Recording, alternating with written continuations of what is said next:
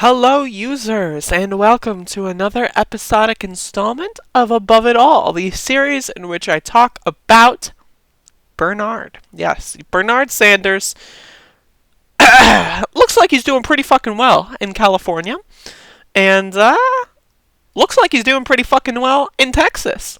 He's within a margin of error in Texas. Now, again, we have a month before Texas. I'm in North Carolina.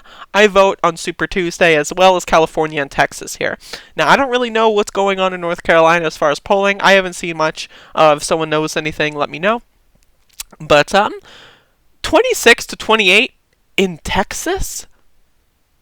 Dude, I mean, it's one of those things, right? It's just one of those things. And then the Texas general election, he's within margin of error to Trump in Texas. Like, you know what I mean? Like, we all knew this was a thing. We all knew it. In 2018, Beto almost beat the senator dude. We know that Texas is trending in a bluer direction, but oh my god, yo, in a general election, keep in mind, general elections in November. If Bernard is the nominee, and he's able to go out there and talk about how stupid and disastrous Donald Trump is for months and months, do you think he can make up the ground of those 3 points? I think so. But let's go back to talking about the primary, because that's closer. California is a huge deal. It's totally possible. If Biden gets under 15% in California, that is big. That is really big. Now, the big problem is California is relatively progressive. We all know that. But there's a lot of rich fuckers in California that like to LARP as progressives, and those are the Warren people. That's why Warren's doing so well in California.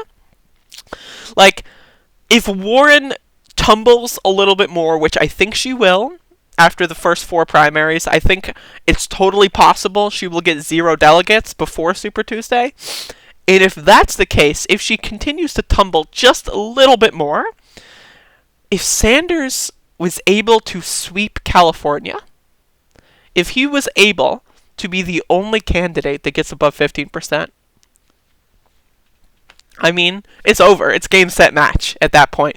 And the same thing with Texas. Now, I don't think he'll be able to sweep Texas. It's possible, maybe, if Biden's brain melts and he, like, gets into a coma or something, but I don't see that happening in less than a month.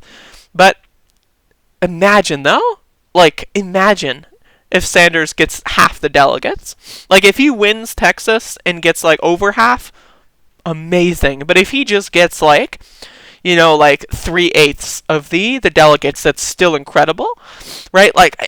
Oh my god, yo, this primary is going to be so interesting. It's totally possible, again, it's totally possible he can sweep California. Warren, I don't know if she'll last until Super Tuesday. I really don't. I think she will.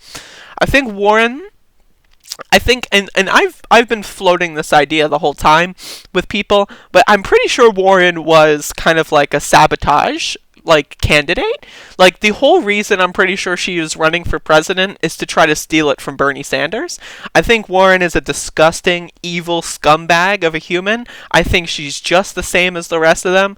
She's just as awful as Klobuchar. She's just as disgusting as Pete Buttigieg. She's just as evil as Joe Biden. She's a snake oil salesman. She's in there to peel off the affluence.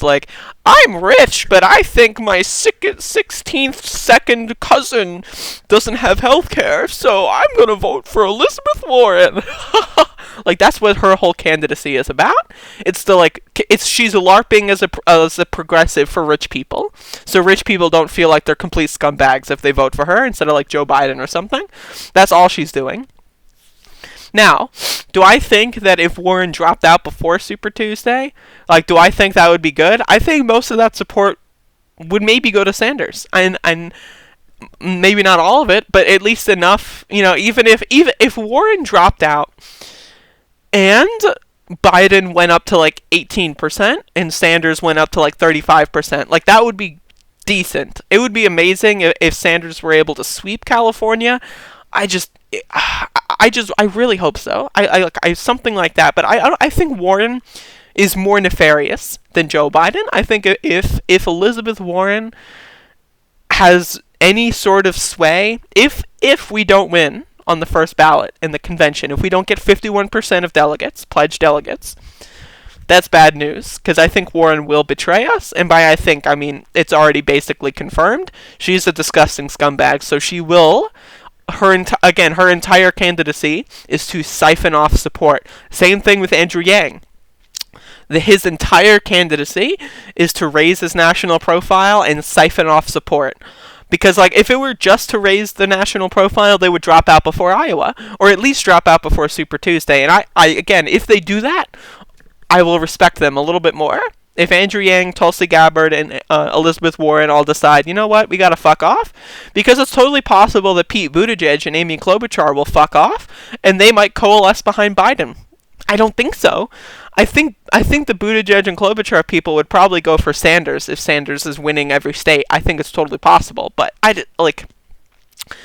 Elizabeth Warren needs to drop out. She's a disgusting. I don't know how many times I can say this before I get tired of it. Like, she is a fucking evil person.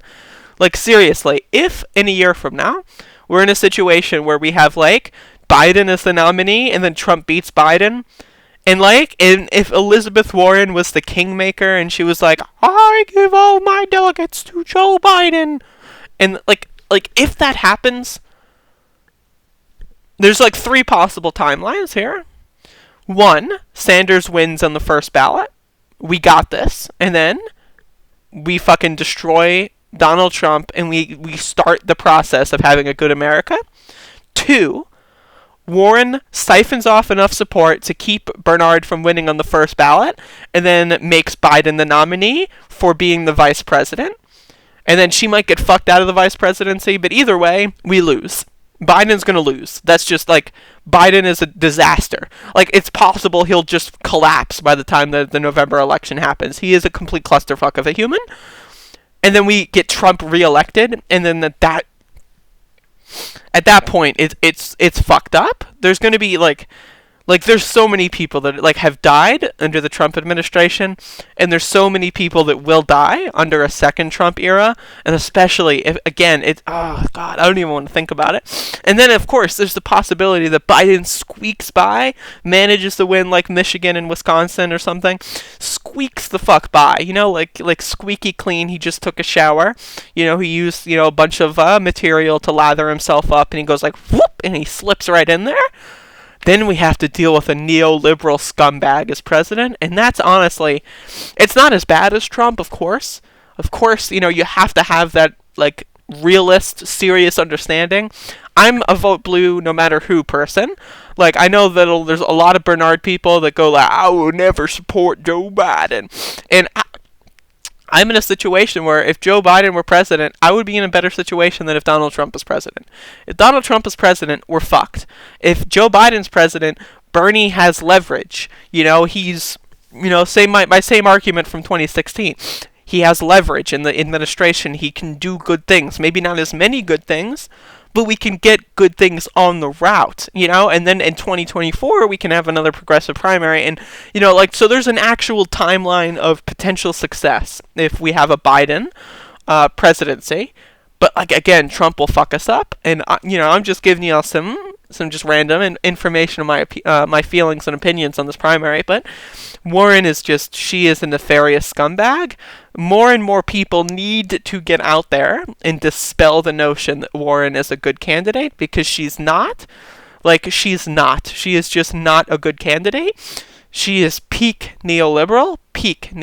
Just, again, her policies might be very progressive, but her foreign policy, like, she has Clinton people as her foreign policy team. Disgusting. Her comments on Bolivia and Venezuela, disgusting.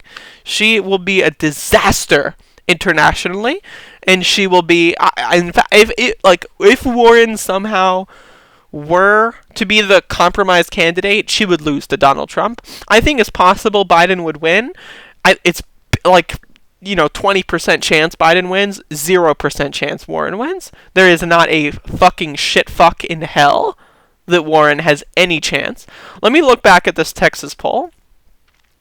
Look at this. Trump +7 over Warren. Look at that. Like, and that's just like in Florida, Warren's the only candidate that loses, I think. Like, for the love of God, you know what I mean? Like, for the love of fucking God, please. And like, and again, I'm optimistic, but I just got to put everything on the table. Holy fucking shit, Bernard might win. Like, he might win. Like, it's totally possible. Warren tumbles. If she drops out, that's great. But if Bernie is able to sweep California, which, like, again, it is a distinct possibility, all that needs to happen is Biden loses 1 percentage point from this poll, and Warren just, like, you know, Bernie wins the first 4 states, or the first 3 out of 4 states, and then enough Warren support goes to Sanders.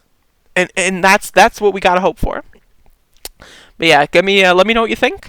Give me a comment, and, yeah. Jesus Christ.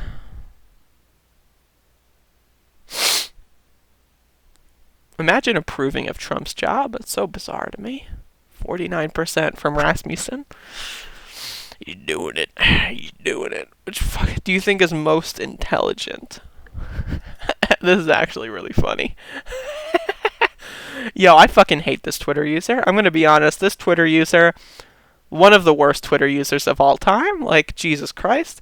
One of my favorite things about, like, the potential Sanders timeline is to see all these kind of people that just shit all over poor people. I hate poor people. They're gross and they're not smart. And I'm smart because I went to college and my family's went to college and I'm smarter than... I hate those people. Anyway, I'm rambling. Thank you for watching. Have a good day.